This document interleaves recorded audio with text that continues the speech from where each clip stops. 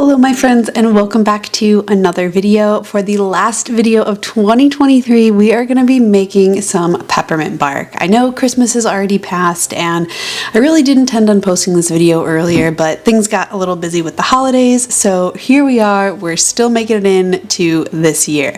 So the first thing we need to do to make these peppermint bark bites is to make some dairy-free white chocolate, and this is a recipe that I've never tried before, and I'm probably will try a few different other options, but I'm going to share this one anyway. I'll leave the recipe linked in the description box below. So for this recipe, we're going to need some melted vegan butter, and we'll melt that into a pan, and then adding in these wow, why can't I think of what these are called? These wafers. Oh my gosh, I'll put it on the screen because my mind is escaping me.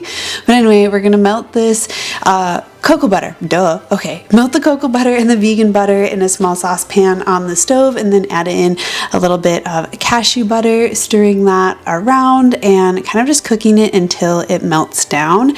And then once everything is nice and combined, you turn off the heat and then add in maple syrup and vanilla extract, and then give it a stir. And then you want to let it cool down a bit before using it. I put it in the fridge while I made the rest of the components for this, but maybe that was not a good idea. I will explain more later.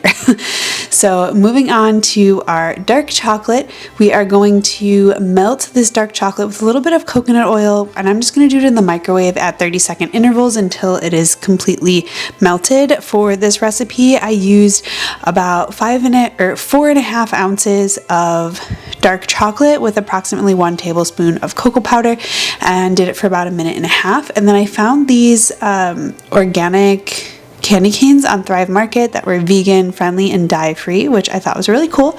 And then I'm using the silicone mold to make little individual bites because I ended up serving these on Christmas and didn't want to have to worry about breaking up a big sheet. Alternatively, you could just spread out this chocolate on a parchment lined baking sheet instead of using this silicone mold, but get creative with it. If you have a candy mold, you can totally use that too.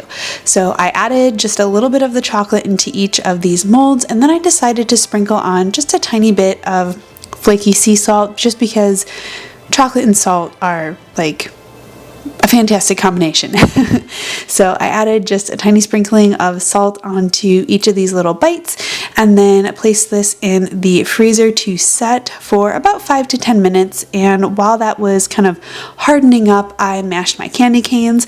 I had my mortar and pestle out, so I just decided to use that. You could put it in a Ziploc bag, you could chop it. I mean, you could really crush it however your heart desires, but this is the route that I went on this day, just for fun and aesthetics, I guess. And then at this point, our chocolate was set. You can tell just by looking at it that it is hard.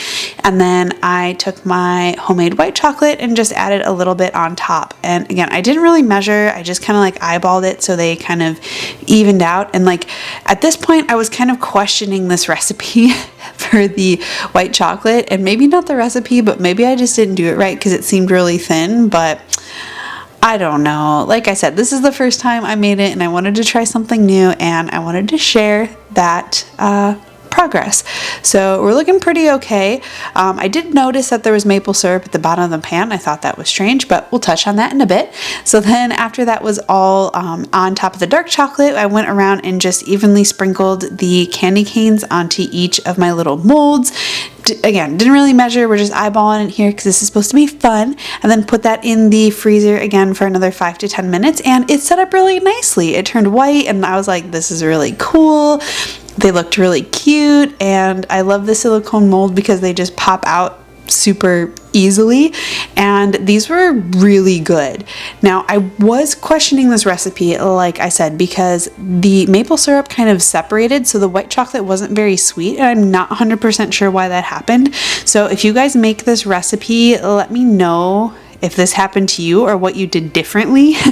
And I would be curious to try this again. So with that being said, I appreciate you guys being here, not only for this video, but for this whole year. I hope you had a wonderful holiday, and I wish you all the best for 2024. I have some exciting things planned for this new year, and I'm really excited to share with you guys. So thanks again. Subscribe if you're new. Don't forget to like this video, and I can't wait to see you in the next video and in the next year.